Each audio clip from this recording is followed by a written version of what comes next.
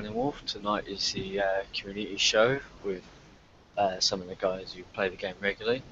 And tonight we're going to be discussing a few of the screw-ups, the changes KickSci made and what the guys think of them.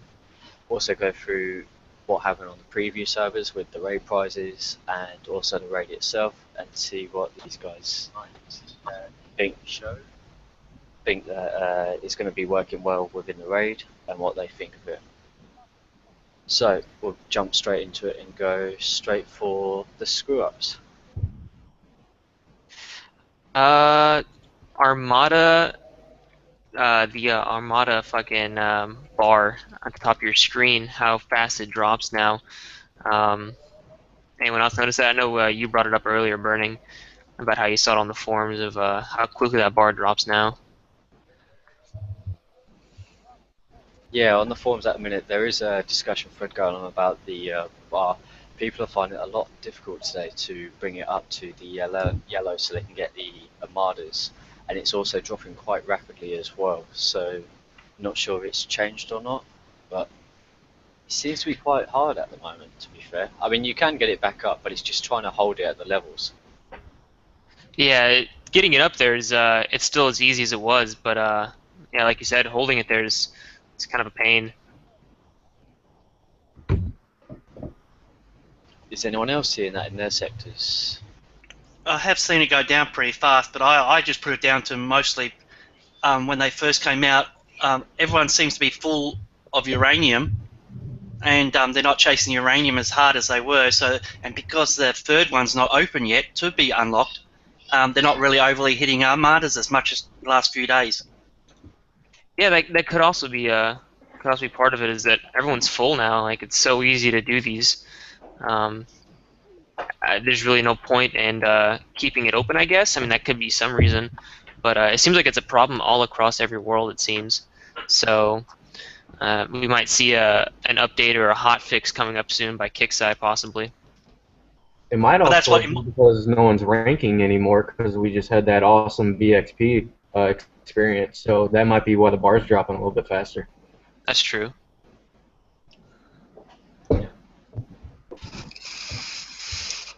Well, to be fair, it was quite easy anyway to get it up, so it's putting a bit more teamwork within the sector, so more people are working together to try and get it back up as quickly as possible. Yeah, did anyone else have that bug? I was in 84, I believe. No, 89 when it came out, and the bar started out 100%, and Armada's were spawning all over the place. I don't know if they tried to tweak it, and then when they tweak it, they did a little too much, or what. But yeah, our bar started out 100% when it first came out, and it didn't drop for the first couple days. So, I mean, maybe some sectors were affected by it and some weren't, but I mean, they might have tried to do like a hot fix for it, and it did not work out well. That would be the only thing that I think could have happened, but you know, hey, whatever.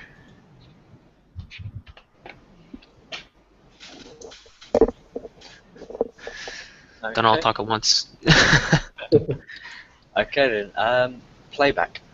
Let's go about that one. So recently, everyone's been, well, quite a few people have been having problems with the Playback, but I was looking on forums and found a thread that they might have fixed it because all the newer Playbacks are starting to work. So I checked mine when I got hit today, and mine seems to be working again. Is that the same for anyone else? Yeah. Yes. Problems. Yep. No one talking to everyone at once. Go ahead, guys. Just checking mine now, and mine is not working. Mine's been working for about the last 4 or 5 days. The last 2 or 3 hits of my base I've been able to watch. Yeah, I never had a problem to begin with the Playback. So I mean, maybe it only affected a certain amount of people, but I mean, it's always worked for me. So Oh, mine was flat broken for like 2 or 3 months. It flat out would. All it would do is kick you back out to the world map, I believe. oh It would wow, try to holy load shit. it. It would pretend to load it and just kick you right out. I think the only issue I had with my Playback was every time that I would try to view a Playback, it would view the latest Draconian hit that I had. So I just kept seeing my base get flattened by a fucking Proto. constantly. So, I mean, that was only for like the first, I don't know, 3 or 4 days that the new Draconian mission came out, and then after that it fixed itself. So maybe this whole issue with the playback is what caused the Armada. Trying to fix it fucked it up something else. Yeah, my playback's been working for about 2 days now, so it's all good. Yeah, I think I'm along the same lines as Stuart. Yeah, I mean the post by Doom Rooster said on there that it's tedious due to they couldn't, because it's only affecting a certain amount of people, so it's harder to pin down on what the exact problem is. But a lot of people be reporting out that it is working for them on new base hits, not the old ones. My old ones still don't work. It seems to be only on the new ones. I wonder what could have caused that bug to have some people having issues with it and others not, because like we said at the beginning, I never had an issue with it. So I wonder if it was world specific. Was it maybe ship specific? I don't know. That seems pretty weird. Mine stopped working when they brought out the NPC one, when they did the update to prepare for it. That's when mine stopped working. Oh really? Mine was the complete opposite. Mine was like I could see everything. I would just get hit. I would just all my playbacks would be of the Draconian one. So it's pretty odd. Yeah, mine was just kicking me back out to world map. So, but that only lasted for a week or two, and then mine's been working for the past 2 days. Oh nice.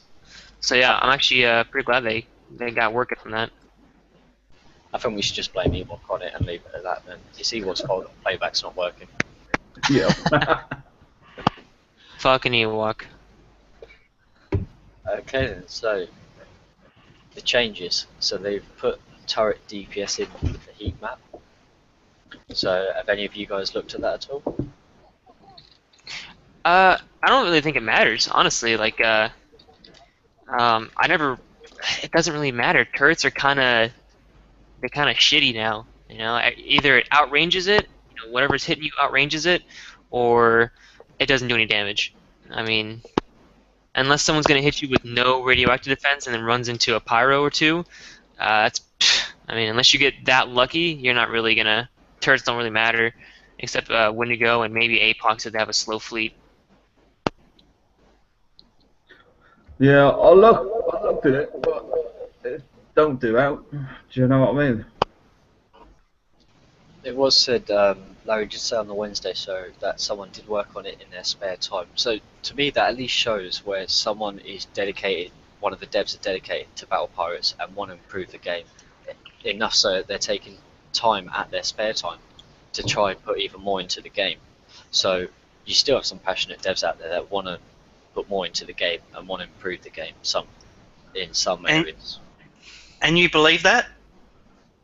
I mean, I'm hoping it's true, to be fair. yeah, what's not to believe about it? I mean, someone had to have worked on it, whether it's spare time or not.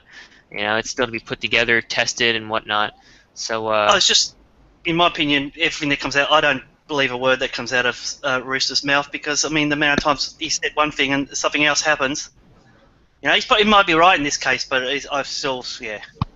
Yeah, you gotta think of it. Doom Rooster's just he's just a mouthpiece, Whatever he gets told, he has no real way to know if it's true or false until. But maybe that guy should have been spending his spare time on something like the playback or something like, Waypoints. Yeah, waypoints or something really That's that. what we do. Something that the community have been asking for. They had surveys and surveys with the community. If they got spare time, and they're not actually doing in work time, why can't they be, It just Well, hold on. doesn't- Let's back that blame train up there real fast. We do have to remember that this is a company of people, the people that are working long hours at a very, they're doing jobs, and if somebody's doing this in their spare time, I think the first thing we do have to say is thank you. I'm sorry. I know that there's other things you want to address, but we're kind of going we're bringing out the pitchforks a little heavy here, a little early in the show, guys. Yeah, I think so. Yeah, but my point is, maybe I'm not saying it properly. You hear people going on about baby steps. They're working, and they're supposed to be working on improving the game. If it was my company and I was working there, I'd be working on the priority things, working on the things that I know they're going to make people happy. That work on the things that know that's going to move forward, not work on things that no one's really asking for, whether it's good or not. Well, if you think about it, this is something that will help us in the long run. I mean, think of how many new turrets have come out in the past, month or two, or even 3 months for that. It does help us make our base slightly better. I mean, you may not think of it that way, but there are some people, like Earth, for instance, who will, try to gauge their turret's DPS and, put his base fleet in certain places to make his turrets, take maximum effect. It does help someone, in the long run. It's something that it might be needed. It may not be needed by the masses, but it is something that is nice to have. Yeah, it's a smart solution. From a coding aspect, I can see where he got it, where he got the idea, and it's cool. I mean, as they said on Wednesday, I hope they expand it a little bit more. There's other things they can do with it. I'd like to be able to see it when you put ranges and really overlay those two images, kind of get a double layer heat map. That would be great. But yeah, maybe it's just a good even idea. cleaning it up a little bit, Mhm. just working on the original. Code doesn't come out of the magical ether. Like, computer programs don't go into a room, consume coffee, and shit out computer code. It's not the way it really works. Like, this is a lot of fucking effort, time, math, and dedication that went into even making this little fix. I think sometimes we see this a lot, and I'm not just picking on you. I've seen it in a lot of shows, myself included, in the last couple months. There's a lot of work that goes into that shit. So just remember that a little bit. Temper down the fires, put down the pitchforks. We're okay. Well, here's the thing too. Quality assurance. Does it work how it's supposed to work so far? Yeah. Yes. Yeah. That's a great step for Kicksite. It works. They released it and it works. So, I mean, you can look at it that way too. Yeah. I like it. It's nice. I think it's a step in the right direction. How about that? That's something we can hopefully all agree on.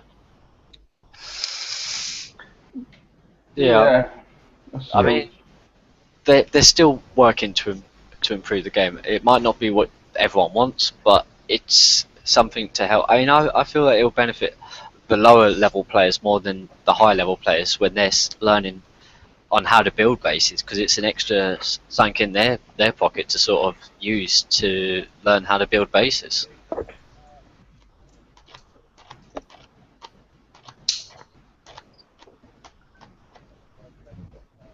Alright, so we've done the that one. So what about the ship skin inventory? Sorry, what do you guys think about that one? I mean, it's great that we don't have to fucking wait anymore.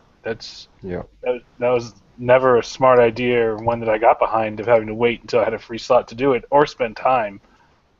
That's kind of crazy. And the fact that they took away the auto applications when you got to like R5 or R10.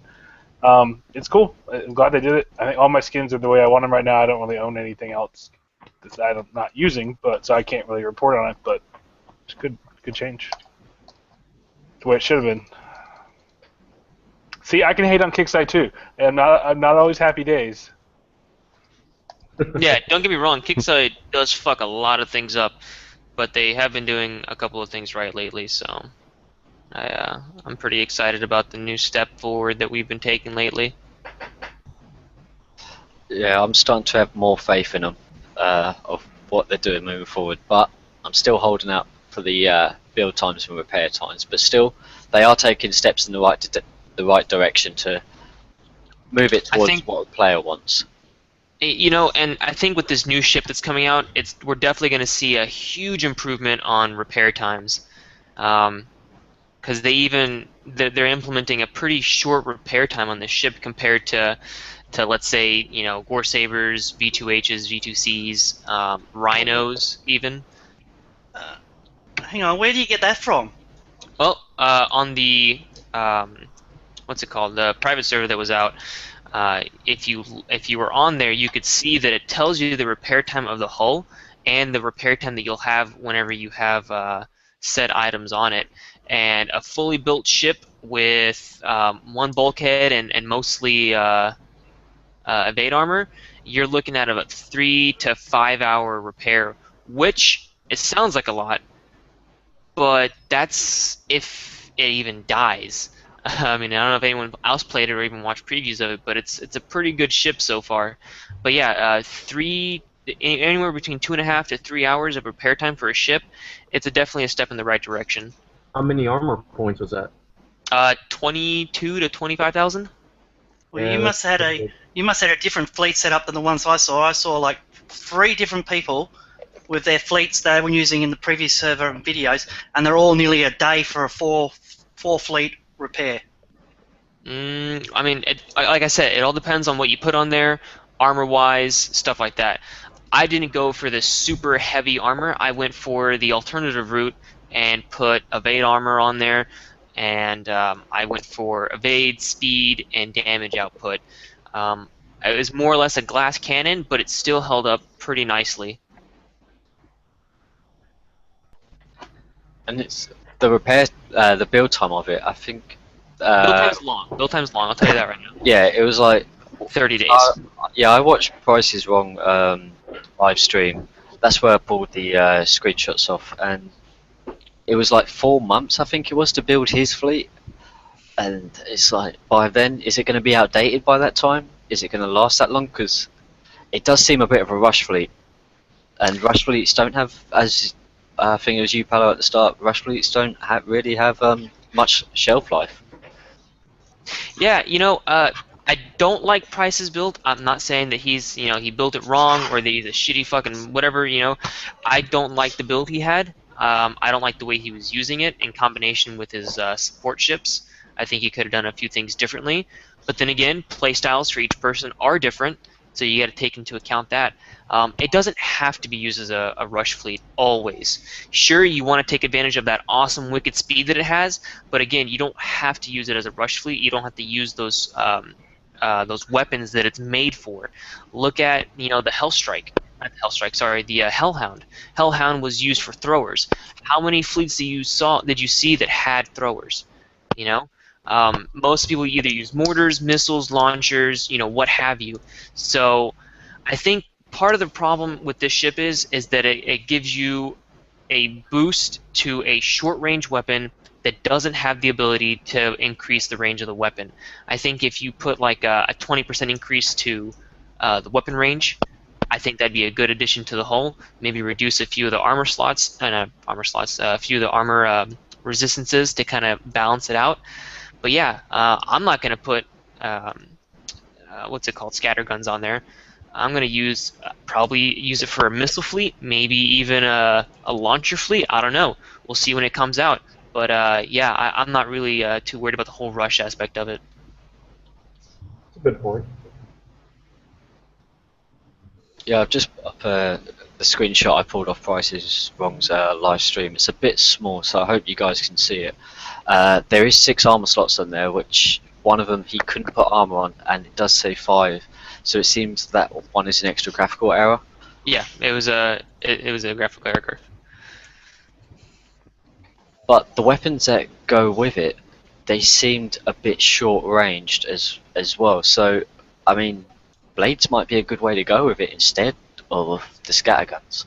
To not have it as a rush fleet, like you said, have it as a missile fleet, because the range of those scatterguns are not the best. But the thing I like about it is the 5 specials. Yeah, that's going to work wonders for missile fleets. Hey, hint, hint. And you get to put everything you want on it, really. I like the siege deflection and the assault deflection, which is both on the hull. It's a real big boost to it. And that's the thing that's going to make it strong. Oh yeah, siege deflection is going to be a pretty big deal. I know we were talking about it a couple of days ago on the on our page and whatnot. We're going to start seeing a lot more ships and a lot more weapons that are going to start having siege deflection and siege assault on it. So it's going to be pretty nice. Honestly, I think it looks like a kick-ass hull, but still, and I'm sorry to be negative, but and it's something you said, Paul, at the start when you were talking about it doesn't make sense to me. They're not addressing the build times. Oh no! I said they're taking a step in the right direction for their repair times. I even said it's going to be a 30-day long build time depending on what you put on it. Build time, complete shit. Although I do think it is worth getting it, it's still complete shit. You can't work past that. But repair But time. I still don't think the repair times are that good, because you're still looking at half a day for one ship. Hey, half a day is better than a day and a half. You know, I don't know about you, but I'm not going to be a pessimist about it. I'm going to think, okay, cool, I get to use this fleet twice in a day. Let's say if I don't coin. Now that's fully dead. You got to think of it. This ship is not a ship that's going to die easily. No, this shit's gonna. If you get this thing built, it's gonna take like 15%, 20% damage in a base if you drive it correctly. and Think about if honestly, you put it with the Hardlocks Aegis, the defense stack in this is gonna be absurd. Fucking absurd. and honestly, you shouldn't be going into a base unless you can prep it out. Let's be honest. The majority of the people that play this game have something or know someone that has something they can prep a base out. It can be anywhere from Banshees to Nighthawks to Tigers with launchers on them.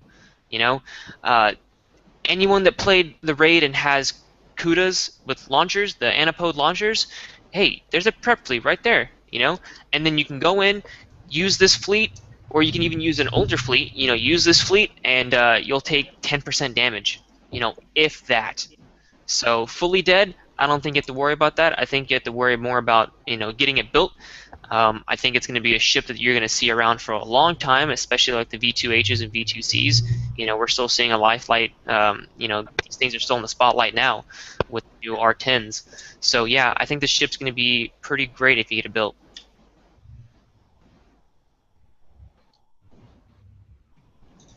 Has anyone else got any thoughts on the new hull? Yeah, it doesn't turn just very a well. bit. Just the build time, mate. It's just crazy. I mean,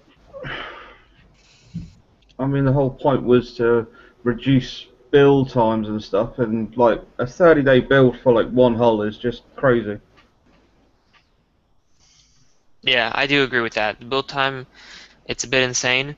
I don't know. That's a 30-day build time if you put bulkhead and these new what's it called, scatter guns on it. That's that. Now, if you put blades on there, it might be a different story. If you put antipodes on there, it might be a different story. You know, so you gotta. We don't know exactly how long the build time is going to be for each weapon yet. The build time for this ship, I don't remember, but I think it's anywhere from 5 to 6 days. Not amazing, but it's not bad.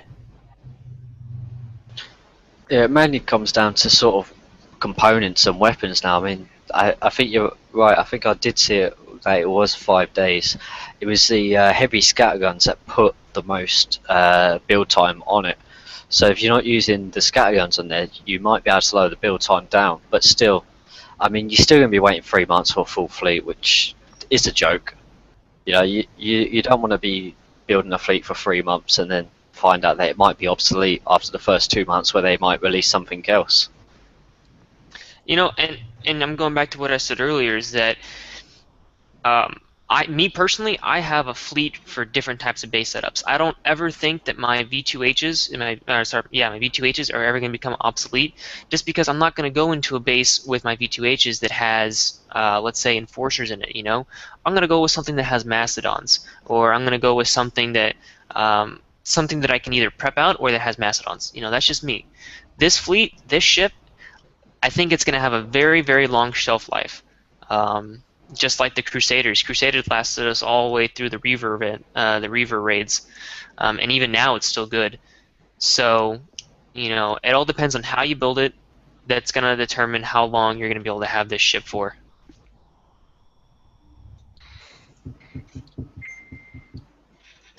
Okay, so the weapons that are going with it.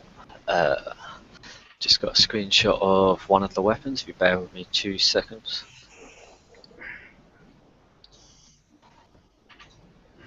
So this is the heavy scattergun that's meant to be going with it, and I believe it's got the same range as the normal scattergun, but they also are releasing another one with only 73 range, so it's a bit less.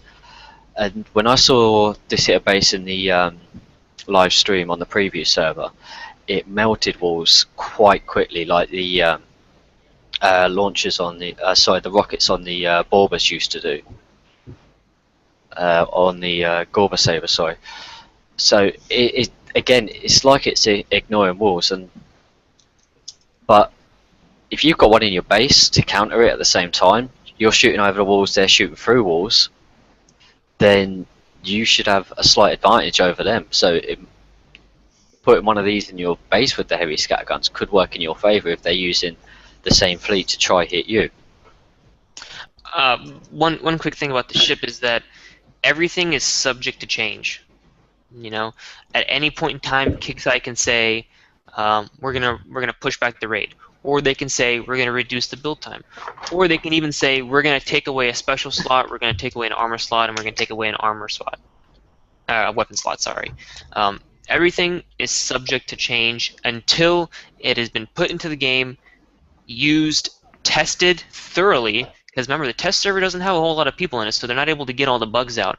You know, so again, everything is subject to change. So don't freak out about it if you're seeing this thing run through bases constantly.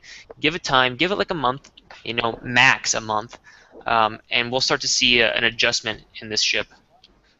Are these new guns only for heavy weapon slots, or can they be put on in any slot? They can be put on. Now, see, the heavy weapons can only be put on heavy slots, but the heavy slots can be used for any weapon. So if you don't get the new weapon, and let's say you decide to go with a blade build, then you will be able to use it for blades.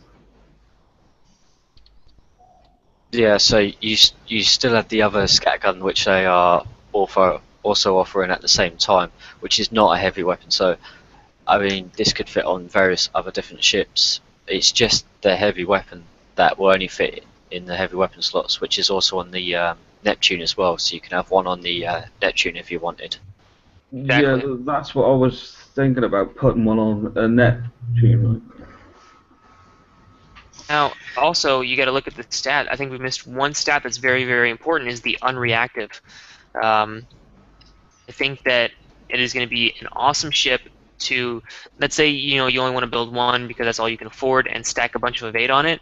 I think that's going to be an awesome addition to a ship fleet that will be able to get into primarily antipode bases.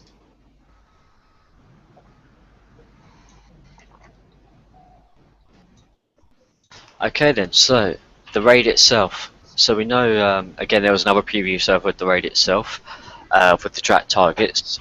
Was anyone able to get in that at all? Nope. Not die. Sorry, what was that question? My fucking thing lagged out. The other preview server with the actual raid targets themselves, not the prizes. Oh yeah, no, I wasn't able to get into that one. See, I'm not even sure how you get into these preview servers because I've never been offered one. They'll send you an email. Now, I don't know if it's based off of playtime, if it's based off of coin usage, or you know what have you. But normally, if you get it one time, you'll get it again. That's what I've noticed because I've been invited to every single one, but I don't really ever use it. Can't go on playtime. Can't go on playtime because I've never been invited to one. Never. And I play Mega. And I play Mega. I'll play in Colin. Because I'm a grinder. I'm a grinder, and I play lots. I even cheat and get I shouldn't say this, get my kids to help me out. Hey, it's not against the rules, technically, kinda. No, it's not really. But yeah, because I'm a grinder. If it's coining, that might have held against me because I'm not a mega coiner. But yeah, it's definitely not playtime because I play lots. So yeah, then it might just be coin usage, or it might even be popularity in the forums. You know, the more you post, the more you get out there, the more recognition you get with Kixeye. That could possibly be another thing for it. But yeah, normally if you get it once, you'll get it again. So be on the lookout for that. Check your spam folder. That's where mine goes. See, at one point they posted on the forum saying that, you know, they put a sticky up saying if you want the preview server, here's the code, and the first so many people would get in. Yeah, you got to be in quick. And that's how I got into it. Okay, some people in different time zones may have a struggle with that one, but if Kixeye are choosing these people, are they choosing coiners and non-coiners? Are they just choosing big hitters or big players, or is it favoritism, or Sorry. Honestly, no one but Kixeye will be able to tell you. I know people that don't coin very often, but still get invites that don't accept it. I know people that, like Urf and I, that fucking coin more than we really should, and get it, and still don't take it most of the time. It's really hard to say how they do it unless Kickstarter outright tells you. Because we can speculate all we want. Totally agree with that, but I also believe personally that there is a bit of favoritism because I know of the same people from the same groups all got invited, and I know some people, multiple people in the same house got invited. So it is speculation, like you said, Paulo, and I agree, but I still reckon there's some sort of favoritism there. Possibly. I mean, at the end of the day, Kickstarter is human. They're still run by humans. They still, have favoritism because, again, they are human. They're not robots. So, I mean, if they like someone more than they like someone else, yeah, here, I'll drop you a code. Have some fun with it. Let us know what you think.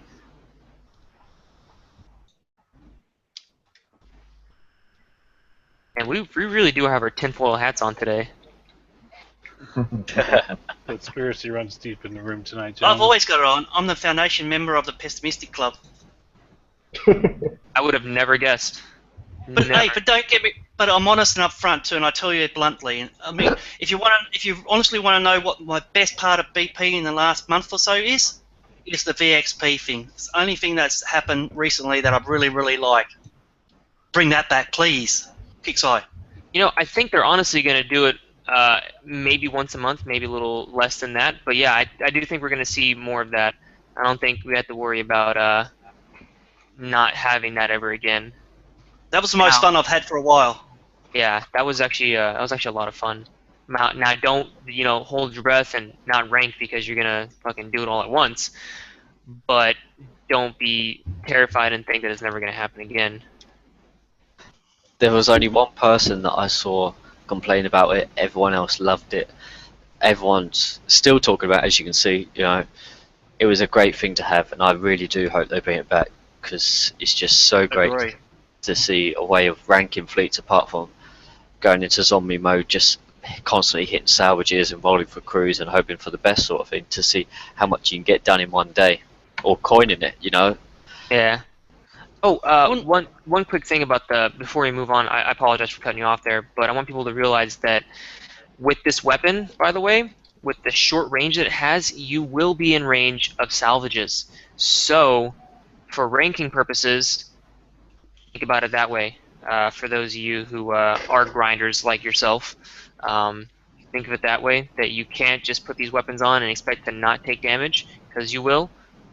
So possibly we might see a range extender for scatterguns. Who knows? Yeah, you can just use a sub decoy to rank them if need be. That'll work. Yep, that's if you have one. Yeah, I've got a That's how- Triton with Most people got animal sub. bees on. Well, I mean, if you don't have sub decoys or subs to build a decoy, then really, how are you going to have the fleets to get these big holes anyway? I mean, I don't have a sub decoy, but I have more than enough fleet power to. Yeah, but you got subs, haven't you? Yeah, but they don't. They can't be used as decoys. Yeah, but what I'm saying is you could easily refit one or build one, and subs are quick to build a decoy boat if you wanted to. Yeah. Okay. I'll play devil's advocate. Yeah, you can. Yeah, or any ship with 4 animal bees, you'll be able to rank in 71s with and not take no hits. That's what I did with my Crusaders. Built a Triton with one weapon on it, and the rest was antis, and I would put that in with the Tritons and Crusaders, and use that to rank them up on cargo. Yeah, I've got one built. I've had it for a while now, and I just auto rank, mate.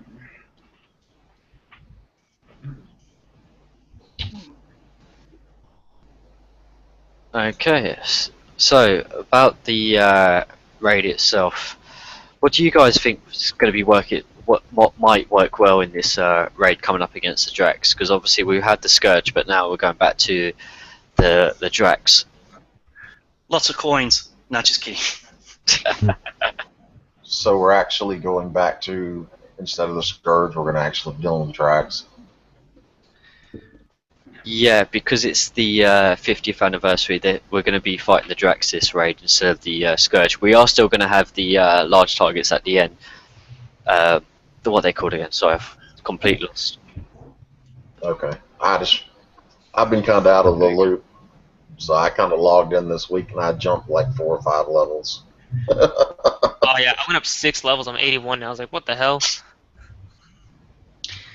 On the raid, I watched the video on the raid for that server, and there was a few interesting points in there that I would thought would be interesting if we had the information on, but getting as a problem is on the tactics. I don't know if anybody noticed that the boats that disappear run away. You know, honestly, with drag missions and drag campaigns, what has always worked in the past? You can kind of look to the past to see what has worked well. Speed and evasion. That's what Drax is their downfall. Evasion, because most of the time they're going to be having missiles, and most of the time they're going to be a lot slower than you. So anything that involves you moving quickly, hitting hard, and hitting fast, that's what is going to be the best tactic for you. At least that's what works in the past with Draconians, and it even works now with the Forsaken missions. I mean, the more anti-missile and the more evade you have, and the more missile defense you have, and speed because of their mortars, I mean, you're pretty much untouchable. You know, 85s are going to be going by like 65s were. It's easy day. Agree, but what I was getting at on the preview server, it showed you I think it was 3 or 4 boats in the middle of them that had flags, and they were running away. Now, what the preview server didn't show in the video was it a must kill those ones, or what were the points coming from? Because they seem to run away. Did you have to kill them, or they're for bonus points, I believe. It's bonus points. Yeah, I think it's either bonus points or it's to kill them very quickly. If you kill them right off the bat, then that's end. It'll end the battle right then and there. Yeah, those are the critical targets. Yeah, either that. And that's what I mean. That changes. That's what it's always been, though. That's the way they've all for as long as they've done that kind of marker in raids, be it for buildings, boats, or a combination. Flag targets have always been the mission critical to end the encounter. That's the way it's always been in the past. So I wouldn't expect that to be changing. Did that end the target? Sorry, did that end the target as soon as you killed those ships, or did it carry on after? You thought that. Remember back when we had the Reavers still, and you would go in and you had to release the ships? Remember when that first came out, and then they introduced the critical buildings? It's kind of like that. If you can kill the critical buildings in that certain stage, then that stage is completed. Even if you have 99% of the base left, if you could kill those critical buildings, you're good. I think that, again, speculation, I think that's how this is going to work. If you can kill those ships quickly and efficiently, you'll be good. But at the same time, you won't get as many points for killing the rest of the ships. But the videos I seen, they seemed to run away, and people couldn't catch them. Again, I don't know their ship builds, but it looks to me like anything with 30, even 28 combat speed, 26 to 28 combat speed will be great for this. I think it's more the fact they had to run straight down the middle of all the other ships, and they were just getting bombarded by those while they're chasing the other ones. Yeah, that could be a definite issue. Yeah, that's my point. If it's not a must-do, then I wouldn't rush down the middle. I would use strategy to try and avoid, reduce your damage bill. And if you don't need to get them, then I'd just kill the other things. So that's the thing I'm interested in, to see what tactics I can come up with to reduce my repair bill. So it seems like you either rush, take more damage to kill the priority targets, or you take your time, lose out on those points, but minimize your damage to kill the other ships in there but you get less points for it, if that's how they're trying to work it. That's what it seems like, yeah. But we have to wait till it starts to know, because that information hasn't been given. And in the preview video thing, they weren't actually, like when they were in the targets, I didn't see any points come up of what points, you know what I mean? Sorry, multitasking. got caught what I was doing. Meant to have my mic muted. Was you always entering it the same way? Because I know on some of the Reaver targets you was always entering in the same place. Same with the Scourge, but with the old Drax, you could choose the way you entered. So was they always coming in the same Was you always starting in the same direction? Well, from what I saw a couple coming because I wasn't playing. I was watching watching videos, and they didn't all come in the same spot. But that doesn't mean that's going to be the case when the raid starts. No, anything we're saying at the minute is purely speculation of what we may feel that is going to happen with the raid. Going by what was on the previous server, obviously that's not going to always be the final piece, so anything can change. I mean, they might change the whole thing for all we know, but we're going by the previous server that we was given. Like someone mentioned in chat about the 75s having the Drac Arbalest. Are they going to be seen in there? Because in the 75s they do a lot of damage, and if they're seen in there, then we could be taking a lot of damage from them. Exactly.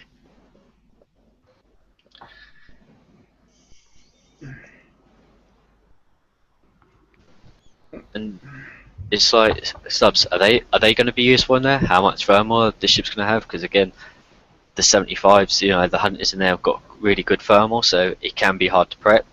Which, I mean, I did see a video on the 75s where Delusions were able to prep out the hunters in the 75s, so it's going to be sort of trying to work out what works best at the time. So for the first couple of hours, so it's going to be hard to know what's best, but we're only going by the information that we're given on the previous server. So unfortunately I didn't get to watch any of the live streams on it, so it's going by what Legman and Paolo were saying at the moment. There is a couple of videos out on it if you can find it. Yeah, but like I said, I mean, going on the videos, I mean, some of them look like they are preppable if you've got the, I hate to say it, but if you've got the right setups. You know, it's hard to kind of form a strategy until you're actually inside of one of the stages, inside one of the battles. It's hard to kind of judge what would be best based off looking at a video. Just because we don't know if their movement is dictated by how we come in, where we come in, how we move, where we move when we first get in there. We don't know. So we can make all of the best planning and preparation in the show, and as soon as it starts, they either change the range on them, they either change their tactics, or everything that we've thought is completely false. You know, we don't know, and that's what sucks, is that it's an ever-changing game. It's an ever-changing game environment. We're never going to be able to predict and plan until we're there. We know what's going on, and we've seen first-hand accounts of how they're going to move, what they have on them, and if subs can get in there. So that's just my thing on it. Plus, one of the big things that make this a little bit different to the previous raids, aren't they going back to the old system where you have to complete a set to get the bonus points? Yeah, I believe so. You have to kill like 4 or 5 in the set, and you'll get the points for it, along with the points for killing the target, which is great. It is so much easier to help other people. It is so much easier to actually get your raid done in a quick and efficient manner. That bit I'm looking forward to. Yeah, so am I. Because you don't have to wait, you know? You don't have to worry about whether you can do a strike campaign or an elite campaign or what have you. It's primarily just, can you find the target? Yes? Cool. Work at it. Just a quick question. What do you guys think would be the best rogue crews to get to do this raid with? Damage. Go for damage. If you're using a missile fleet, Disciples would work great. Bullseye would work great. Even Wolfpack, if you can't get any of the other ones, would work great. And Sea Serpent might help. Oh yeah, Sea Serpent. If it's Draconian and it's like they happened in the past, where they're mostly missile. Yep. Again, evade is definitely your best friend with these guys. And Dead Eyes as well. Yep. Deadeyes. Sorry, Deadeyes, not Bullseye. My bad. I apologize. Yeah, Bullseye would probably help too, Yeah, probably. if you're using missile fleet. Definitely. The bullseye still eludes me. I've got one out of the amount of hundreds of thousands of uranium I've spent. They still elude me. They're very still a hard crew to get. Oh man, I will trade you. I have like 6 or 7 sitting in my inventory. All I want is something that I can rank. Please. I just want some salt dogs. I've got 10 salty dogs, and I'm actually at the point of thinking to get rid of them, or the uranium crews start dumping them. Don't, because as soon as you need it, you won't have them. I can get everything except for grease monkeys. Yeah, I got 4 of them. I don't ever land on them, no matter what I do. I've been just going out and hitting these 60s and rolling crews. I think I've probably spent over 800,000 uranium. Just keep on rolling and rolling and rolling. What's great about it though is that you can keep rolling and rolling and rolling because they're so easy to do. You know? Yeah. So I mean, it's a trade-off. And yeah, they're not that expensive to get. Like damage-wise, you can go out and do like 12 or so, and then come back, roll, and while you're rolling, you can repair. So it works out pretty good. Yeah, I like it. It's not too bad. I tend to say my grease monkeys for the raid. So when they come out in the limited time campaigns, I keep them. I don't use them during the normal weeks. I keep them for the raids only, just to minimise repairs on them. Yeah.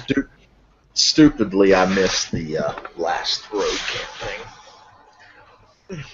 So. You know, again, I hate to go back in the show, but remember when we said half a day repair is pretty terrible for this fleet? Now think of it during a raid. You know, you have half repair for that, and on top of that, if you're lucky enough to get a grease monkeys, then give your repair then.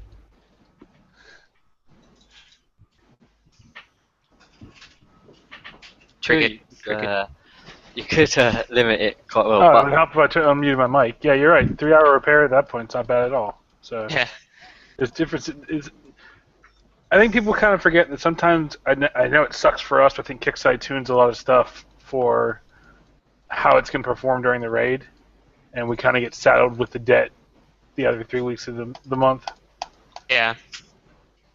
So I've noticed that recently. You'll see how the ones, anything with a big repair modifier, because it basically nullifies itself or gets close to it during the raid. Yeah, repair modifiers have definitely been our friend when it comes to this stuff. I'm going to repeat what I said on the Wednesday show.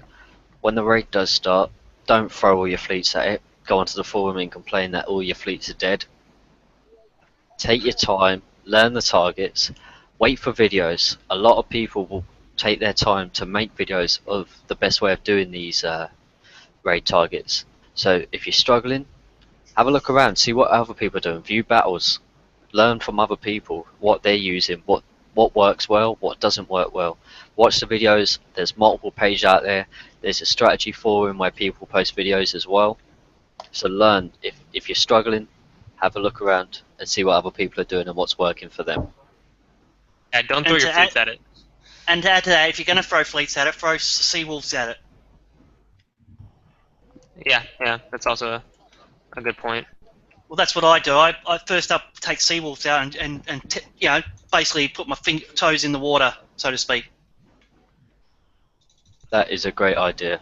Start with Sunk Instant Repair, see what damage you can do, work out how much it can do. See what targets are moving, where they're moving to. Exactly. One thing I'm pretty excited for is definitely trying out my new Tigers in this event setup. Me personally, I didn't go with launchers. I went launchers on my Tigers, so I might be able to even pick out ships that I don't want in there and then go in with a sub-fleet possibly. That's also an option for some that went the launcher route for their subs. Can I say something on that? Go for it. Now, when you're talking about the new hole that's up for grabs, you're mainly talking about base attacking. Now, take the base attacking out of it for a second. I'm actually hoping I can get more scatterguns. Unfortunately, I only got 6. One Tiger with scatterguns does the weekly, grinding it. If I had 4, I'd smash the weekly. Yeah. For base hitting and for even fleet versus fleet, this ship is going to be very nice. I mean, if you decide to go and say, you know, I don't want to hit bases with it, I just want to use it for fleet versus fleet, 41 combat speed would be a great rush fleet. You know, you go in there and you have cryo depth charges on there, you know, what have you. That's gonna be a killer. Yeah, but what I'm getting at, if they offer more scatterguns and I can get more scatterguns, I'm not saying I won't take the ship as well as a prize if I get points, but I'm actually going to build more Tigers and put scatterguns and Tigers before I build that new cruiser ship. That's what I was getting at. Oh yeah, yeah. I mean, do whatever. Hey man, your raid. You do what you need to do. If you guys are working on a certain fleet that you want built, I mean, now would be the time to do it. Now would be the time to stock up on limited. What's it called? Limited specials, limited weapons, what have you. I mean, hey, whatever works for you guys, really. But I was just throwing out there for people who may have Tigers, if they can get more scatterguns, the Tigers with scatterguns are kicking weekly's butts, no damage. Oh yeah, yeah, definitely. And how long's that building? 15 days. Well, Yeah, Tiger that's had to not come out of the oven with Scourge Torps for like 20 days. I can't imagine scatterguns being much less. Nah, scatterguns are 15 to 20 days. It's not too bad. Not too bad, 15 to 20 days. I mean, compared to 30, come on now. And you don't need a full fleet of them. I mean, one is doing it grinding. One Tiger is killing a 65 in 9 to 10 minutes, no damage. It takes about 3 runs to do it. or you're 85? I was about to say million? an 85 takes about 3 runs with one ship with 6 scatterguns only. So imagine 4. 4 would do it quicker, but you don't have to have 4. Alright, well, just a quick one then. What type of fleets do you think would be best for the smaller guys to use to do this raid with them? It's hard to say. I mean, there's been a lot of raids where Mastodons have come out for pretty cheap, 2 million points. So if you're, you know, level 50 or below, or even level 60 and below, it would definitely behoove you to get some kind of heavy tanking ship, or maybe even just a decoy ship that you can repair quickly, keep Mastodons in the back, and just start picking away at targets. Zombie fleets are going to be good for this raid too.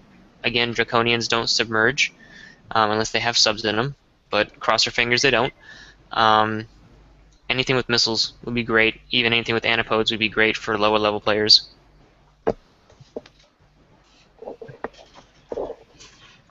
I think zombies will be a big thing, because if it's anything like the preview that was given, that they looked like the thermals were all on the outside. So if you can use zombie fleets or instant seawolves to try and grind out the thermals, you may be able to finish it off with subs.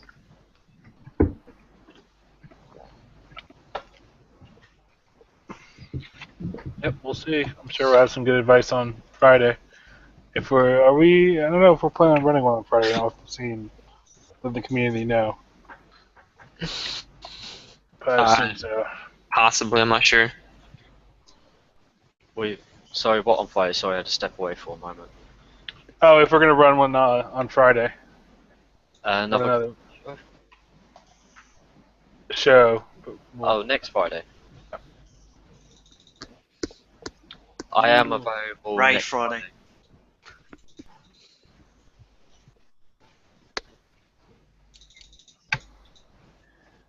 Sorry. Cricket. We'll figure it out. We'll let you guys know. We'll put a post on the page. We'll figure it all out. Is there anything else you guys want to hit before we wrap this one up tonight? Yeah, according to everybody's opinion, is this definitely a grab on this whole got to get it type of deal? Yep. Yep. That's a yep from Apollo. Anybody else? Well, I'm definitely going to try and get it. Whether I build it straight away is, like I said before, is because of the build time. I mean, yeah. You know, a How much good thing to you go by is in every raid so far is if there's a weapon, get the weapon first. Weapons can be put on anything, obviously except for the heavy weapon. But if there's another weapon like the M version of the scattergun, weapon first, then ship. Holes do come out more often than what the weapons do. But Yep. And just to prove I do think positive in some ways, I'm actually building Tiger ship right now, an empty Tiger hull, so I make sure I have 3 or 4 of them by the raid, and if they do offer scatterguns, I'll be buying them straight away and refitting those empty hulls with scatterguns. Nice. Do we know the sonar or thermal on this new ship? I don't think it has. Does it have it? I don't remember. I didn't see it. Let me. I'll just quickly double check the blueprint of what I have, but I don't believe I saw any thermal on there. It is unreactive, but no. Yeah, I think unreactive is the only thing that it has. Pretty sure it's not thermal. So Okay, it is vulnerable to How subs. does it do against the Scourge once the Scourge come back?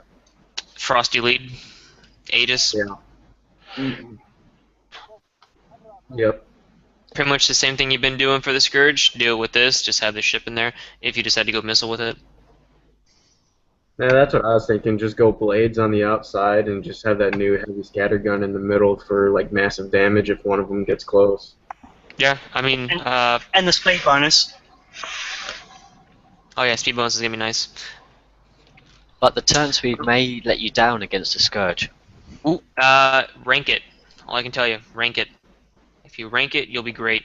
It turns decent. I'm not gonna say it turns great, but it turns decent. And then it comes back to the thing, hopefully we'll have the VXP thing again, and if you build one, you can... Yeah, if you build one, even if you build a fleet, you know, you're gonna have that fleet sculled in a day and a half max. So you played the preview, yeah? How much was it to coin it then? For a full 30-day build, I mean, whatever 30 days is, it's like 1,200 coin, something like that. I did a couple of variations with it. I made a couple where it's not hardcore armor, and I did a couple where it is hardcore armor. So it all depends on what you're going to build, man.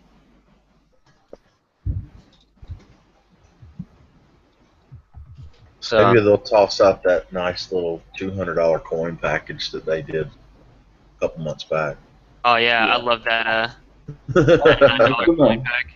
But the annoying thing with that is people bought their coins prior to the raid starting on the first day, and then they brought it out on the second day, I think it was. So where people Yeah. have already bought their coins, so it did annoy quite a lot of people. If they're going to do it, they should do it at the start of the raid, so everyone has the opportunity to grab it. And you know, the thing that sucks about that is it's not going to be available to everyone, just because we've noticed in the past how you'll have a different amount of coin available to you, and that's dependent on how much you coin. So if you're going to coin a lot, then yeah, you're going to get a whole lot of stuff in return. If you don't coin, expect to have like the $10 to $5 packages and such.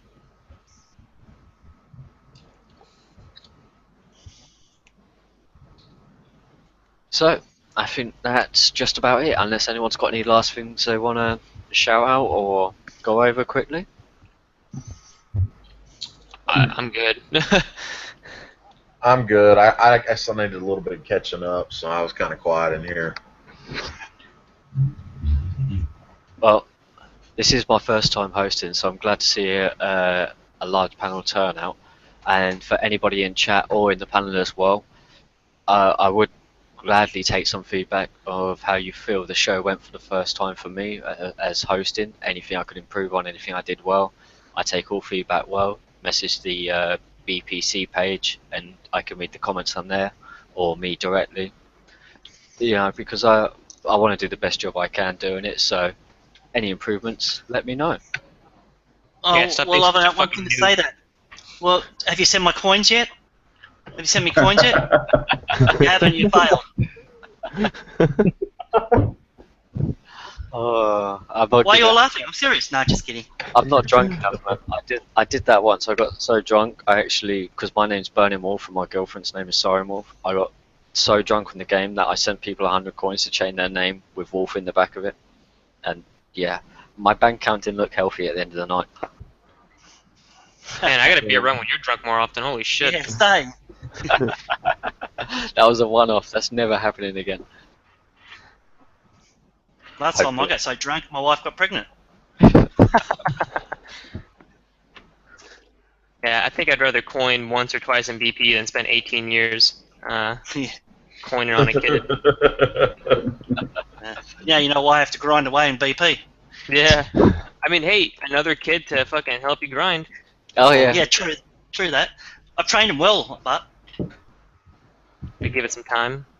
Let oh, them people mature a said bit. I've been accused in my alliance originally in the early days that I was a snob and talk to people, and they wonder why I wouldn't talk to them. Alright guys, I think this is Yeah. the show. Thank you for tuning in. Thank you for all your support and comments in the YouTube section and along the page. Hopefully we have this good of a turnout next week. Any suggestions should be put into the comment section of YouTube, or even make a form, make a post on the crib page, and we'll definitely get back to you guys. Yeah. So have a good one, guys. And I should be doing next Fridays. The only Friday I've got left to work is Black Friday, which is going to be hell. But yeah, I will be doing the shows on Fridays whenever possible. So And if he's not able to, I will. yes, sorry. Me and Paddle will be doing the Friday shows together. So hopefully we'll always have someone available to do them. So Yep, we have it. It'll work now. Hopefully, we won't get into the holes that we have in the past. We got enough people that can run them. so yeah, cheers, guys. Thanks for coming out, and we'll catch you next time. Bye.